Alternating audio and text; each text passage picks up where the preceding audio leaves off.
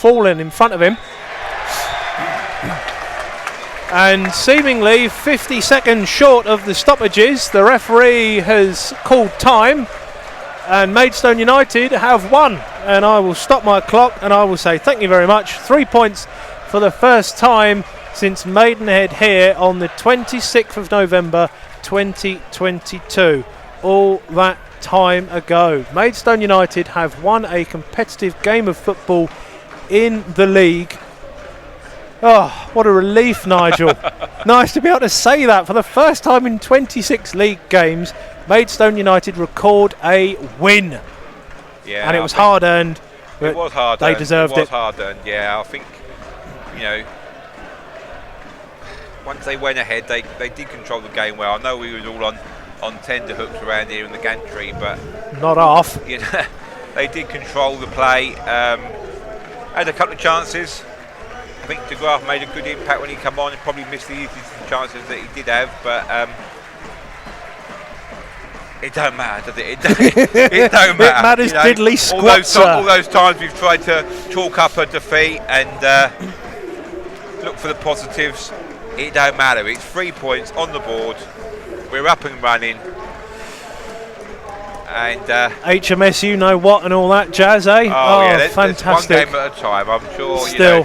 Yeah, Bath next. You and Piers will be there for Stones Live. We will indeed. And hopefully we'll have a full 90 minutes for you this time as well. Maidstone United win a game of football for the first time since November. Happy New Year to the Stones fans. Something like that, Nigel, isn't it? It's just a relief to see the effort that they've put in. And I've heard a lot of people say about the record we'd had and George and the players and this, that and the other. Is only 5 from that Chesterfield squad where we were at the end of April. Only 5 of that 16 still at the club. A lot of changes, a lot of melding, a lot of bonding to do. And they've done it well throughout pre-season.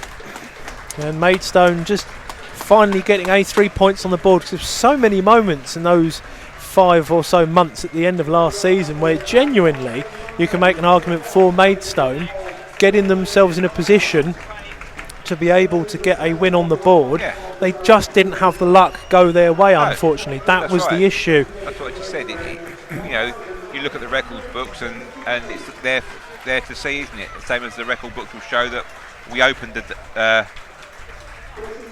season with a 2-1 win home here at the Gallagher Stadium, as we did against Hemel Hempstead 2 seasons ago. You can talk up these points and these good performances, but it's what's in the record books that count. So they didn't play the best. I mean, there was a couple of times there where the communication wasn't quite there, passes that were just played into space where the player didn't make the run, and a couple of 1-2s that didn't come off. But it don't matter, that will come. It's getting them points on the board, isn't it? It will. So I mean, hopefully getting that positive feeling back round the whole squad, really. It's the 12th game we've been, 12th year we've been back at the Gallagher, 12th year back home. 10 of those 12 first games have been at home. 11 opening games before today, 4 wins, 5 draws, 2 defeats. So that's now obviously 5 wins, 5 draws and 2 defeats in those. 5 wins, 4 draws, 3 defeats in the home games rather than just the first games. And we'd only failed to score once in those 11 home games. It's now 12 home games. Only once we've failed to score. I mentioned earlier on air, 5th season of the 12 have been at the Gallagher in National League South, 4 in the National League. And 4 of the last 8 seasons have seen us change leagues. Will we have a 5th league change in the last 9 years? Will it be a 3rd promotion out of National League South? We certainly seem capable of getting out the National League South. It's unfortunate that we are also capable of falling back into it, but more often than not, we 2 of the 4 seasons we've been down in, Nigel, we've managed to get promoted out of it. Performance like that today, 3rd promotion in 5 potentially would be nice. Long way to go. I mentioned ABBA earlier, the winner takes it all the cards were played, all the subs were made. Maidstone just about took it all, and mamma mia, what a finish. Glad that we got there in the end. You were saying, Nigel. That's right. Well, like I said, didn't I? Towards the end of last season, I think I said on commentary with Darren on that commentary against Boreham Wood. What you have got to say is that we are a very good National League South club. The statistics back that up. Probably that's our most comfortable of homes. I mean, you said it on commentary as well, didn't you? That now since we've been back at the Gallagher, we've been in the National League South more than any other league. So this is our natural home, and we are comfortable in this league. I know we've got Yeovil and Torquay come down with us, and they are traditionally big clubs. But I think Maidstone can go forward with confidence, hold their heads high, and really compete in this league. And you never know. It's all going to come down to luck, injuries, suspensions, as it always does. But it's just getting that momentum. Momentum's a big thing, and we saw it at the end of our title-winning season. You get into that winning habit, and that momentum can carry you through games. As of course, the losing habit we found last year. We're getting into that rut of loss after loss after loss, and everything seems to go against you at that point. And you can't hold on to leads, and teams nick last-minute equalisers against you, as we saw against Bromley. The famous Jesus H. Christ moment from Fred. But, yes, I rewatched that one earlier as well, trying to get some stats, Nigel. It was so many moments like that last season. We played really well that game, and we did well, and we just got caught out right at the end there. But these things happen. That's football. That's why we love it. That's why we come back season after season, isn't it? So yeah, we do keep punishing ourselves, but we're still here, still enjoying it in the main. I mean, some sort of sadistic twistedness to enjoy last season, but it was still great for some of the clubs and facilities that we went to, and some of the people the friends we made along the way. But yeah, just memories that will hopefully fade into the background, and hope that more good memories will be made at a level that we are more accustomed to. As I say, we're predominantly a National League South side whilst we've been back in the county town, and just nice to see people leaving the stadium tonight with somewhat of a smile potentially, and hope for the season, and knowing that more often than not Maidstone do get the job done at this level.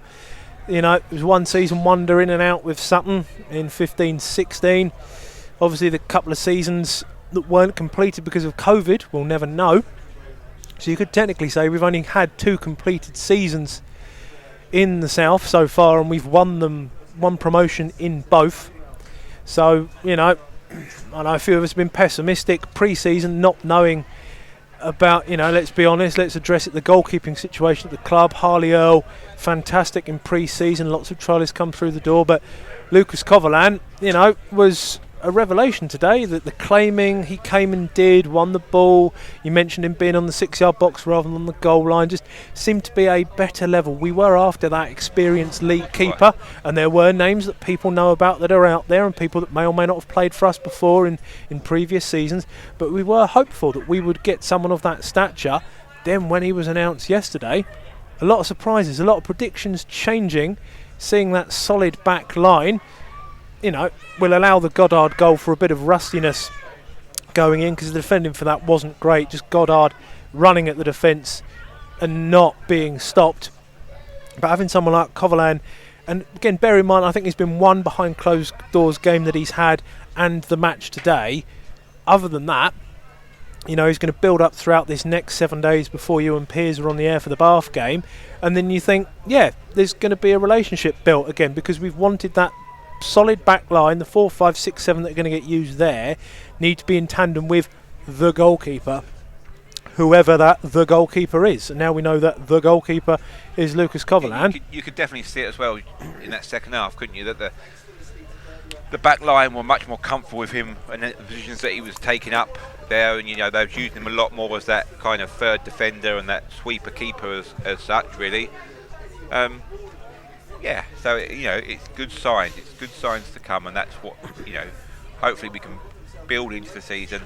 We've got a tough stretch now of 4 away games on the bounce coming up, which is going to be tough. But like you said before, the flip side of that is come February, March time, when the reverse fixtures come around, we will have 4 games to potentially start the running. So, and That's they're the teams hope. that are in up and around us, aren't they? So, you know, it swings and roundabouts, but all you can do at the end of the day is take care of your own business. You know, hopefully we can pick up a couple of points. You know, 12 would be great, wouldn't it? But you know, Yeah, 12 on the road, 5 wins out of 5 by the time Fred and I are back here at the end of the month for the last match of the month. That's probably it for our hot take. Thank you for being with us for that. If you're on the YouTubes, if you're on the radio with us, thank you for bearing with us this afternoon with the technical issues we had. We had a quick reboot